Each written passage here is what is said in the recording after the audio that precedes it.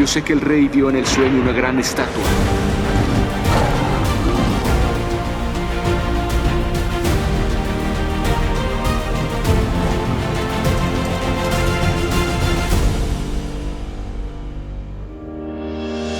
Hola, hola, queridos amigos, hermanos. Qué alegría poder continuar con nuestro seminario de profecías de Daniel. Estamos ya en la sesión número 3 y quiero decirles que esta sesión va a abordar el capítulo 7 de Daniel. Solamente que el capítulo 7 de Daniel nos va a llevar 3 sesiones porque se trata de un capítulo de mucha riqueza en relación con la información que trae sobre la historia del pueblo de Dios y sobre también eventos relacionados con el fin. Entonces empezamos con esta sesión que trata de la profecía de Daniel, capítulo 7. Vamos a dar una miradita, mis hermanos, a lo que habíamos avanzado en la sesión anterior. Allí vimos cómo Daniel interpreta el sueño que Nabucodonosor había tenido, un sueño que nadie había logrado interpretar, y entonces Daniel le presenta el sueño y además también le presenta la interpretación. Es una gran estatua, esa estatua que es destruida en su base por una piedra que no es cortada con mano humana. Esa piedra representa el reino de Dios. Por lo tanto, mis hermanos, lo que nosotros vemos en la profecía de Daniel capítulo 2 es un relato de la historia, desde el tiempo de Daniel hasta el establecimiento del reino de Dios. Todo ese periodo histórico es un periodo en el que nosotros estamos viviendo. Y esto demuestra también, mi querido hermano, que el historicismo es el mejor método para interpretar la profecía. Daniel capítulo 2 es historicista por excelencia, porque va desde el tiempo del profeta hasta el tiempo del establecimiento del reino eterno. Así que el método historicista, mis hermanos, es el mejor para poder estudiar las profecías. Bien, a continuación entonces entramos con el estudio de Daniel capítulo 7. Vamos a ver aquí algunas cuestiones muy interesantes. Por ejemplo, primero empezaremos hablando acerca de los símbolos proféticos. Ya habíamos mencionado que es muy importante tener en cuenta los símbolos al momento de interpretar las profecías. En Daniel capítulo 7 aparecen diferentes símbolos, ¿no? Por ejemplo, dice allí: tuvo Daniel un sueño y visiones de su cabeza mientras estaba en su lecho. Luego escribió el sueño y relató lo principal del asunto. Entonces lo que hizo Daniel fue primero dormir, soñar y después relatar lo principal del asunto. Esa fue la manera como le fue revelado el futuro a Daniel. En Daniel capítulo 2 el sueño lo recibe Nabucodonosor. En Daniel capítulo 7 el sueño lo recibe Daniel. Y él dice: miraba yo en mi visión de noche, y he aquí que los 4 grandes vientos del cielo combatían en el gran mar, y 4 bestias grandes, diferentes la una de la otra, subían del mar. Aquí aparecen ya elementos que necesariamente son simbólicos. Dice allí: he aquí los 4 vientos del cielo están combatiendo en el gran mar. Y luego dice también 4 bestias grandes, que son diferentes. Ahí él está dando una introducción. Es decir, los vientos del cielo están en plena pelea, combaten en el gran mar, y de allí van emergiendo las 4 bestias grandes. Vamos a dar una miradita, mis hermanos, a lo que pudo haber sido el sueño de Nabucodonosor. Es una noche de tempestad. Es un mar que está sumamente agitado. Hay olas grandiosas, es un mar agitado, hay vientos huracanados, y en medio de todo eso empiezan a surgir estos símbolos proféticos, 4 grandes bestias. En la palabra de Dios, mis hermanos, cuando hablamos acerca de vientos, cuando hablamos acerca de mares, tiene su significado, ¿no? En el libro de Apocalipsis encontramos que los vientos significan guerras, significan violencia, significan naciones que se están enseñando los dientes para pelear unas contra otras. La historia humana, mi querido hermano, ha sido una sucesión de guerras, de batallas, de violencia. Esa es la realidad de la historia humana. La Biblia nos dice que en medio de esas guerras habrían naciones vencedoras.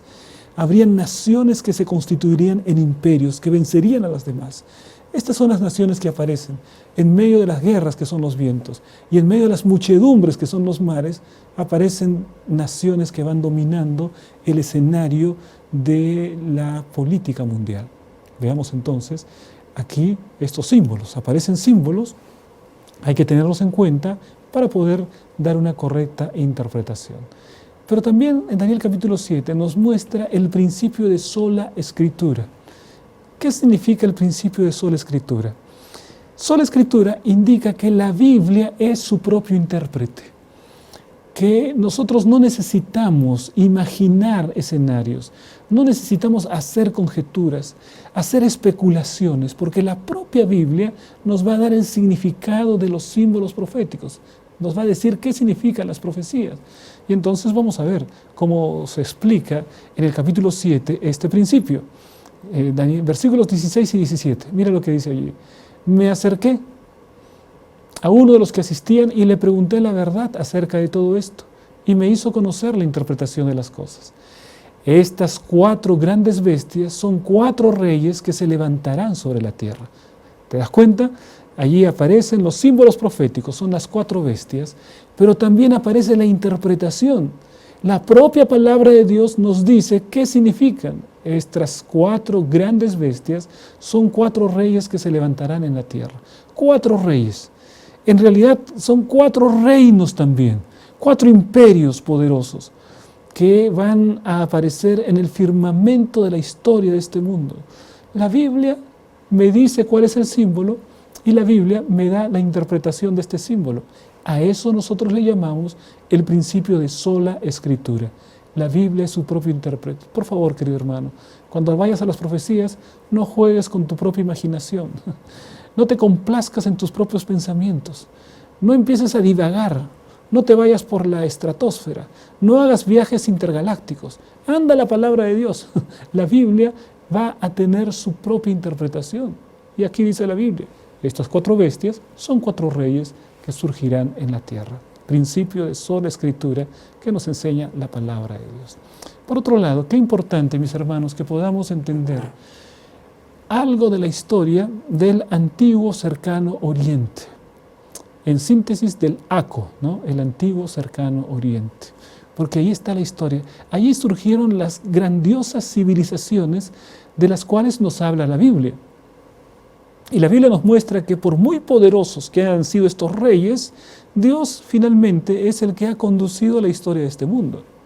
Entonces, veamos qué es lo que tiene el antiguo cercano oriente para mostrarnos. Nos habla acerca del león. Y el león representa a un imperio que estuvo en el antiguo cercano oriente. Dice aquí, la primera bestia era como león. No dice que era un león, dice que era como un león.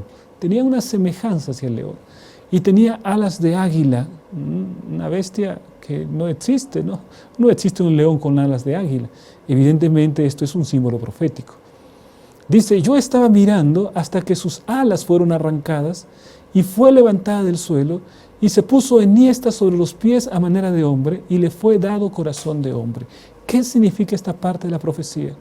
Primero nos dice que el primer gran imperio es el imperio del león, es el imperio del águila, de las alas de águila. Pero nos dice que Daniel estaba mirando en el momento en que fueron arrancadas sus alas.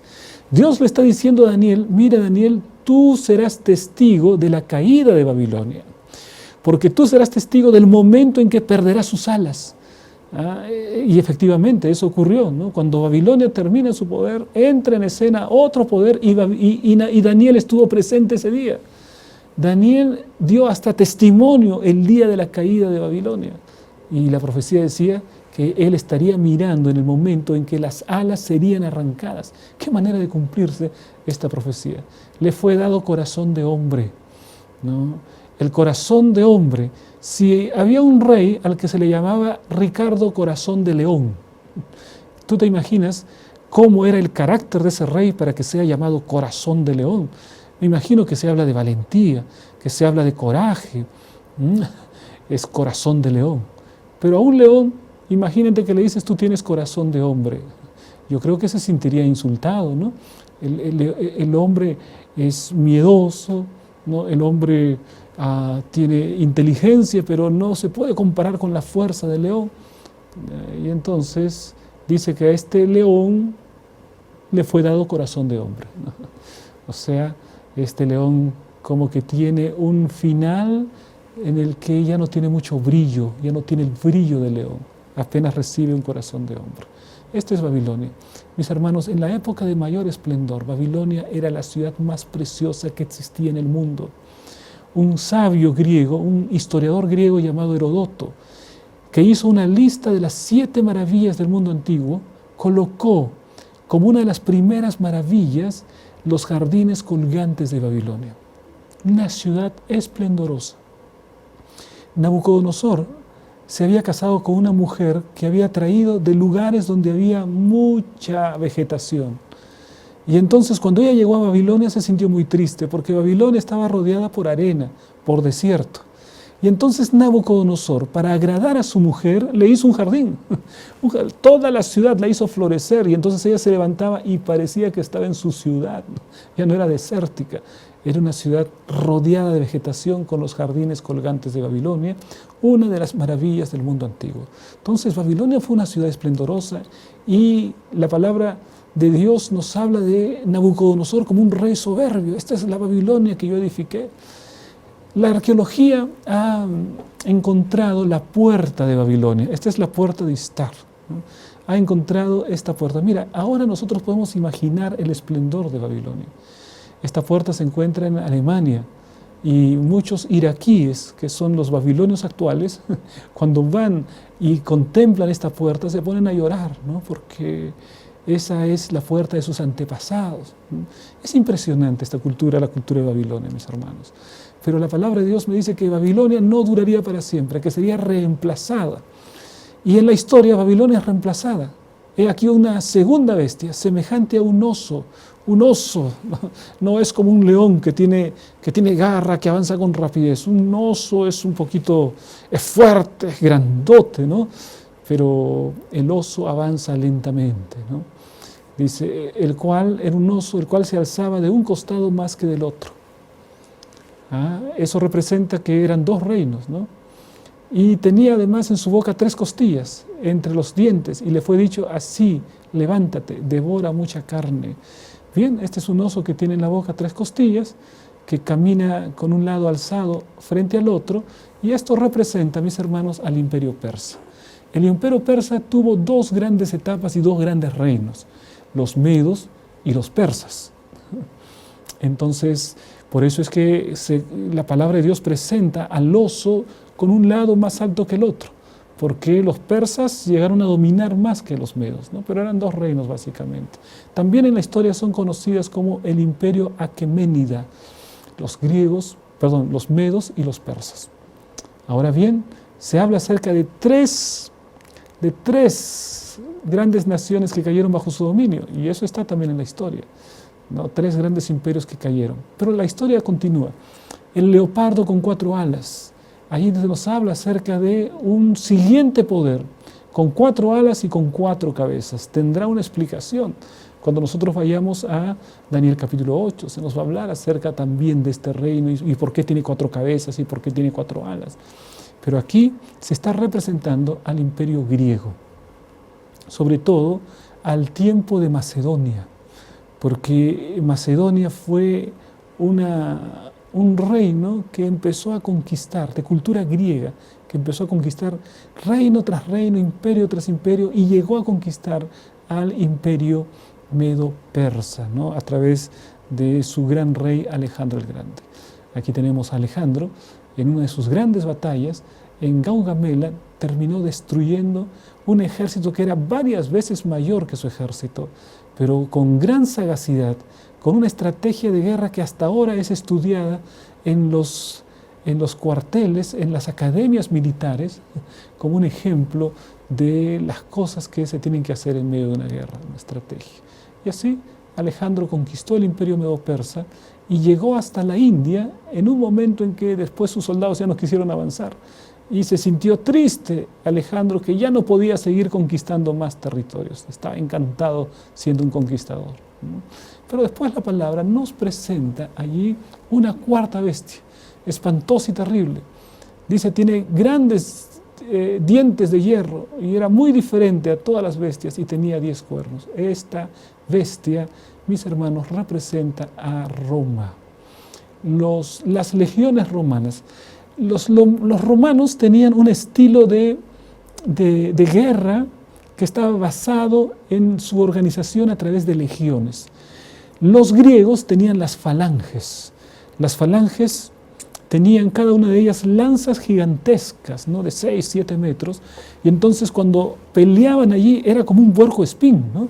Estaban muy bien acomodados, marchaban muy ordenadamente, disciplinadamente, y las falanges tuvieron una supremacía durante casi 3 siglos, hasta que vinieron las legiones romanas.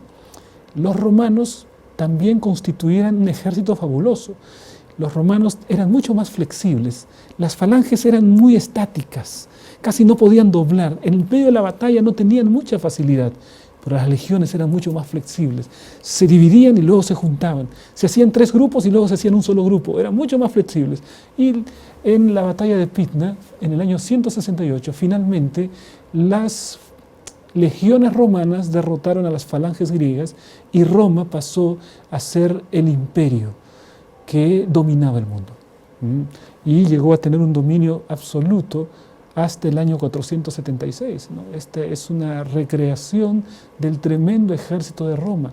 Mira esos escudos rectangulares. Con esos escudos rectangulares ellos se protegían detrás del escudo, se sentaban detrás del escudo y los demás colocaban el escudo arriba, se tapaban la cabeza y entonces era como si fuese una casita que se ponían, ¿no? Para poder evitar las flechas de los enemigos. Inmediatamente se cubrían por todas partes, ¿no? Era una formación muy, muy interesante que tenían las legiones romanas, ¿no? Y bueno, la palabra de Dios nos habla también una lección muy importante en Daniel capítulo 7, la humildad de Daniel. Mira, querido hermano, cómo Daniel le dice y pregunta.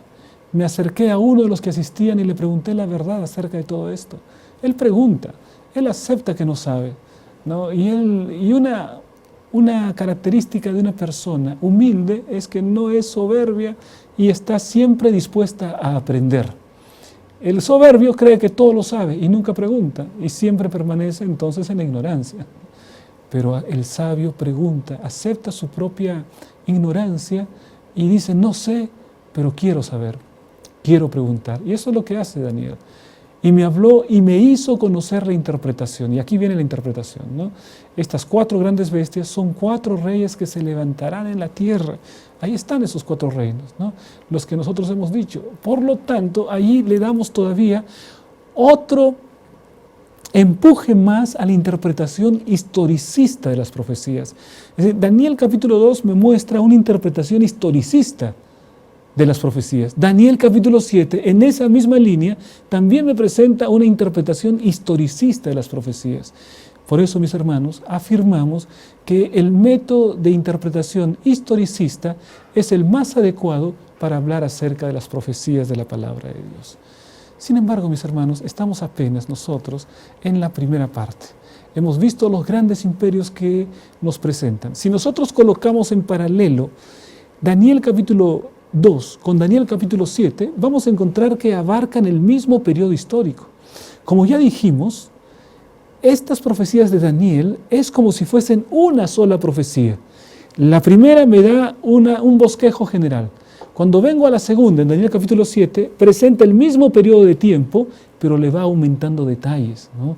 Ahí se habla que hay, por ejemplo, tres costillas en la boca del oso, me habla de 4 alas y 4 cabezas. Todos esos son detalles que la profecía me va diciendo para hablarme acerca del futuro de una manera mucho más exacta, pero es el mismo periodo de tiempo. Entonces, en Babilonia, en Daniel capítulo 7 es la cabeza de oro. Perdón, en Daniel capítulo 2 es la cabeza de oro. En Daniel capítulo 7 es el león. Medo-Persia, en Daniel capítulo 2 es los pechos y los brazos de plata. En Daniel capítulo 7, en el capítulo 7 es el oso con 3 costillas, que son los imperios que ha conquistado. Grecia aparece en el vientre y los muslos de bronce. En Daniel 7 aparece como el leopardo de 4 cabezas y de 4 alas.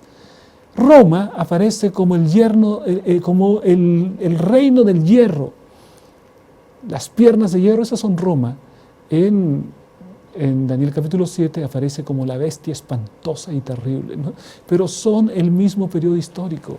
Lo que hace el Señor es mostrarme otra vez, dándome más detalles acerca de esos periodos históricos. Y ahí encontramos una comparación acerca de estas dos líneas proféticas.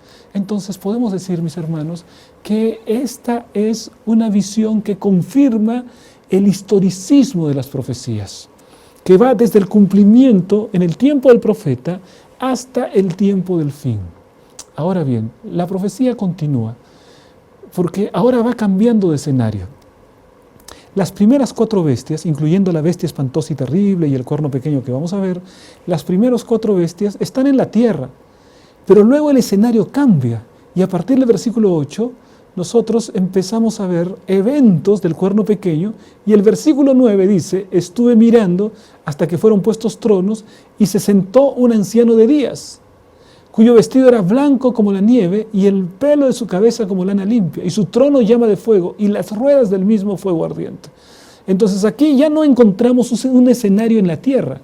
Es decir, en Daniel capítulo 7, la primera parte es un escenario en la tierra, pero la segunda parte me muestra el cielo. Es decir, Daniel 7 me muestra sucesos que van a acontecer en el cielo. Entonces, mis hermanos, aquí tenemos cómo Daniel 7 me presenta estos mismos reinos de Daniel capítulo 2, pero va aumentando ciertos detalles y me muestra un escenario en el cielo. Ahí Daniel 2 ya no me muestra un escenario en el cielo, ¿no?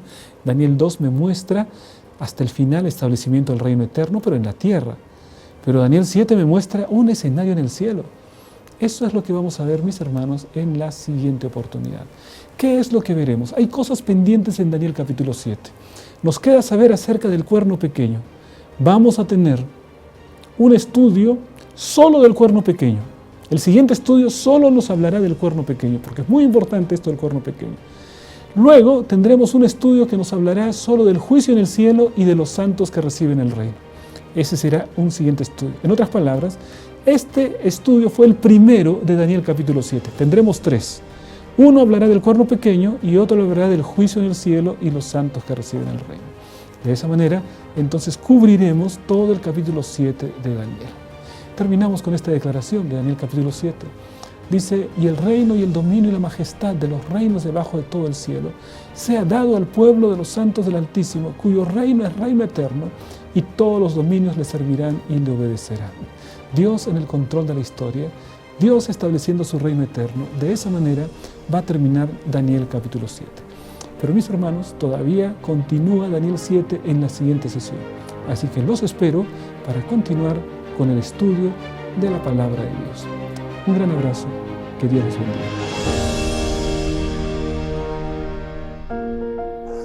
Visita y regístrate en educatemas.p, la plataforma de educación continua donde encontrarás el repaso de las lecciones de escuela sabática para maestros, descargar materiales y muchos cursos más que te ayudarán a desarrollar tu liderazgo y ministerio en la iglesia. educatemas.p. Vamos donde tú estás.